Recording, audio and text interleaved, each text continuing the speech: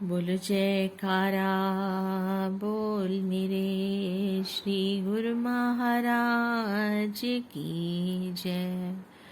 श्री अमर ज्योति दर्शन ग्रंथ श्री आनंदपुर महान कृति अमर ज्योति ग्रंथ। करुणा के आगार प्रभुवर श्री पंचम युग सम्राट श्री परमहंस अद्वैत मत का गौरव करे विराट। श्री परमहंस विभूतियों का जीवन चरित्र महान युग युगांतर चौकुंटी में अमर रहे यशोगान। करुणा निदान त्रिभुवन मोहन श्री परमहंस दाता दयाल जी श्री पंचम पातशाही जी की परमार्थ प्रेम भक्ति प्रेम निष्काम कर्म की सुगंधी शीघ्रता शीघ्र विश्व में सौरभ फैलाए यही आंतरिक जाना थी। भक्ति की सब चौकुटी में ध्वजा फहराए जन जन में महकाए आनंद सुख शांति सागर लहराए इसे पूर्ण करना ही साधना थी। इस महान उपलब्धि में सर्वप्रथम श्री परमहंस विभूतियों के पावन चरित्र को श्रेय दिया। श्री परमहंस महान विभूतियों के श्री प्रवचन मधुर लीलाएं एवं भक्ति परमार्थ पर चलने के लिए सहनशीलता विनम्रता अदम्य साहस के सजीव प्रमाण उनकी जीवन झलकियों में आत्म आनंद की अनुभूति कराते हैं। प्रेमी जिज्ञासु प्रेरणा पाकर निर्विघ्न आत्म उन्नति के पथ पर बढ़ते जाते हैं। मानव जन्म के लक्ष्य की प्राप्ति कर जीवन को सरस एवं धन्य बनाते हैं। सृष्टि न्याता के अद्भुत विधान अनुसार कार्य की रूपरेखा के अनुसार उपयुक्त समय के लिए सभी साधन भी जुटा दिए जाते हैं। संत महापुरुषों की अनुकंपा एवं परंपरा स्वयं में सर्वगुण संपन्न अद्वितीय बुद्धि से परे है। रीति सिद्धि इसकी चरण चेरी बन सेवा के लिए तत्पर रहती है। ये अपने साधन पर उत्तरोत्तर बढ़ते हुए जीवन कल्याण हित निरंतर प्रयत्नशील रहते हैं। श्री परमहंस अद्वैत मत के उन्नायक श्री परमहंस दयाल जी श्री प्रथम पातशाही जी एवं सभी महान विभूतियों के पावन चरित्र का एक एक शब्द भक्ति के मुक्त कणों की आभा से ओतप्रोत है। अमर ज्योति ग्रंथ को खोलते ही आत्म आनंद की अनुभूति होती है एवं सुरती सच्चे सुख में लीन हो मस्ती के नजारे पाती है। जब भी कभी जीवन में बाधाएं कठिनाइयां अथवा अवसाद के क्षण आए महापुरुषों के जीवन चरित्र का अध्ययन एवं मनन ज्योतिस्तंभ बन अपने आलोक द्वारा सुचारू पथ प्रदर्शन करता है।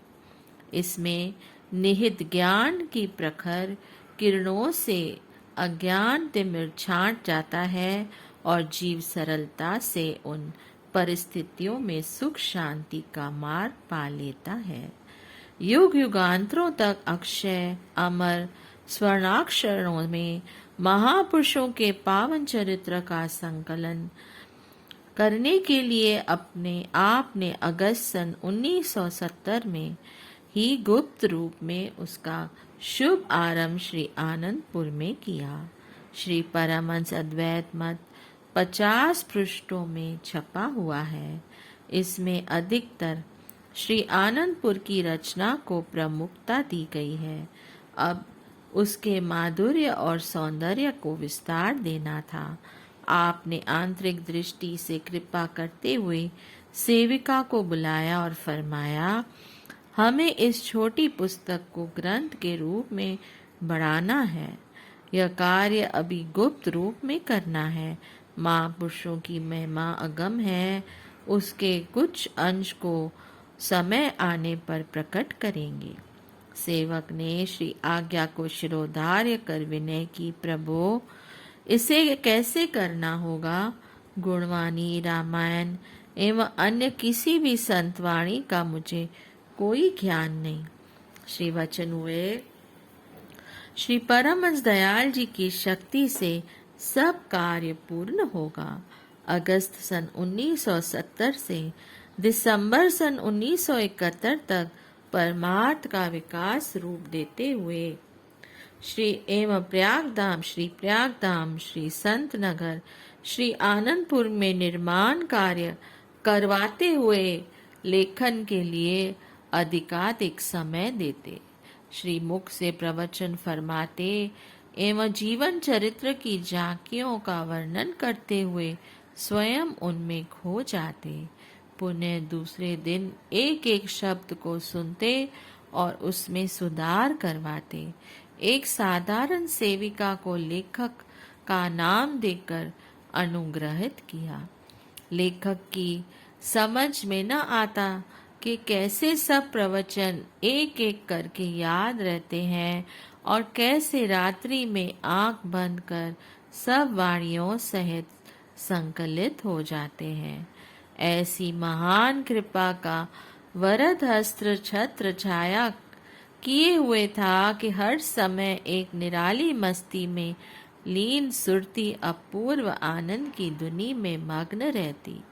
बस इतना ही पता चलता कि सेवा लेखन आरंभ करते समय सूर्य की किरणें चौओर से आलोकित होकर लेखनी का कार्य पूर्ण कर जाती है।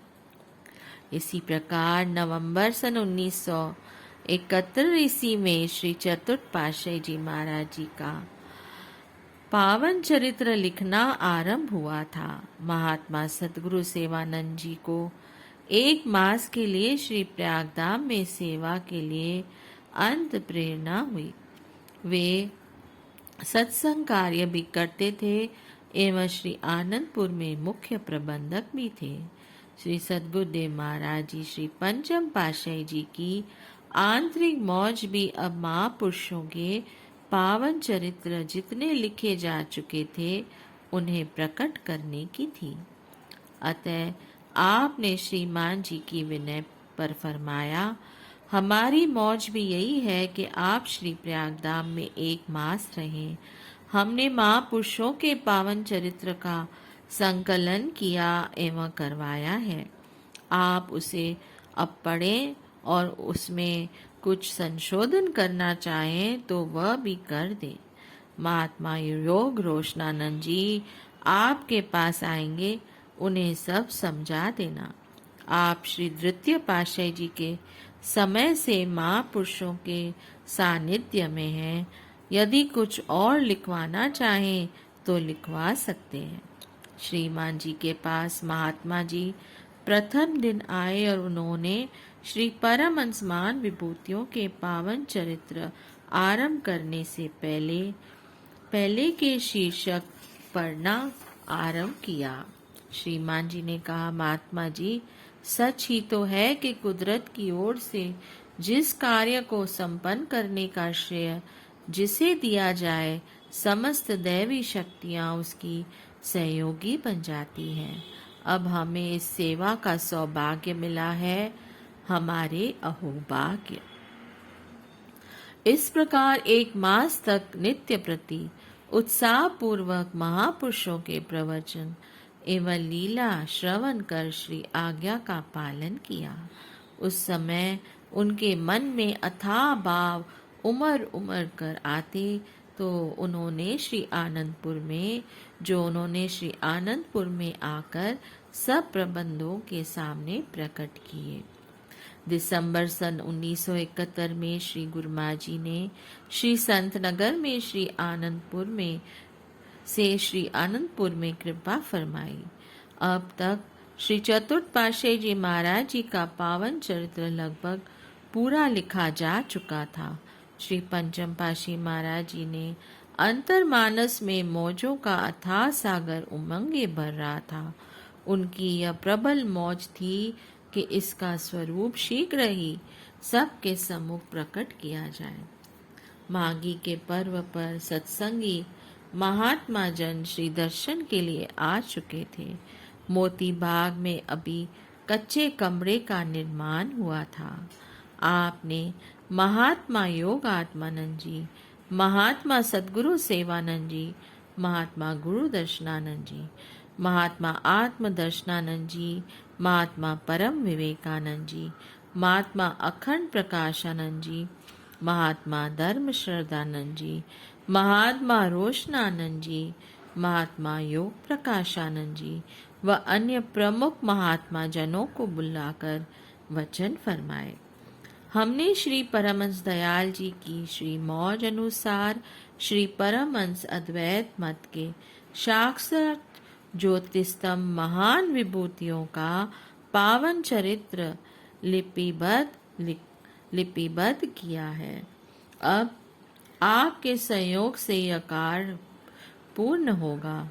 आप सब मिलकर मोती बाग के कमरे में इसको सुने और जो जो कमियां हो उन्हें ठीक करवा लें। यह कार्य अति शीघ्र करना है ताकि यह वैसाखी तक छपकर सबके सामने प्रकट हो सके।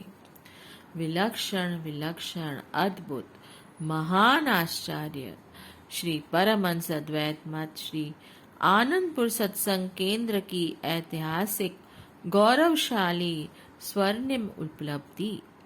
इसकी महिमा के लिए कोई शब्द ही नहीं जिसे जीवा कहकर सुना सके। श्री सद्गुरुदेव जी महाराज आपके इस दिव्य अलौकिक कार्य की संपन्नता पर सभी महापुरुषों, हम सेवकों एवं श्री परमहंस अद्वैत मत की संस्था को गर्व है।